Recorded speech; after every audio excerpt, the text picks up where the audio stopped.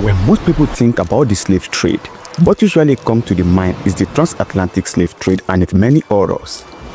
But there is another part of history that is less talked about, a slave trade that lasted for more than 1,000 years and stretched across Africa, the Middle East and beyond. This is the story of the Arab slave trade, also known as the Trans-Saharan slave trade. It began even before European countries started sailing to Africa. As early as the 7th century, after the rise of Islam, Arab traders built large trading networks across the Indian Ocean, the Red Sea and the Sahara Desert.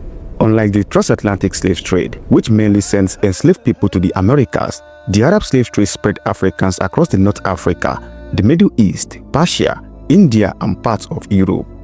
Those traded included black Africans, Turks, Iranians, Europeans and Berbers. The trade was active across much of the Arab world, especially in Western Asia, North Africa, East Africa and parts of Europe.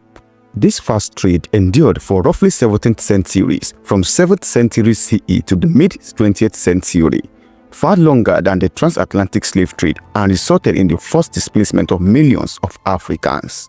Originating in the late 600s CE and persisting in diminished form into the 1900s, it constituted one of history's largest and most enduring migrations of enslaved people. By some estimates, between 6 to 10 million African men, women and children were taken in this trade over its long span. Unlike the Atlantic trade, which was concentrated over a few centuries, the Trans-Saharan slave trade was a protracted, evolving phenomenon, understudied compared to its Atlantic counterparts, yet equally devastating in its human toll. In this documentary, we will explore the origins, expansion, mechanics and impact of the Trans-Saharan slave trade, following its trajectory from ancient times through its height and eventual suppression.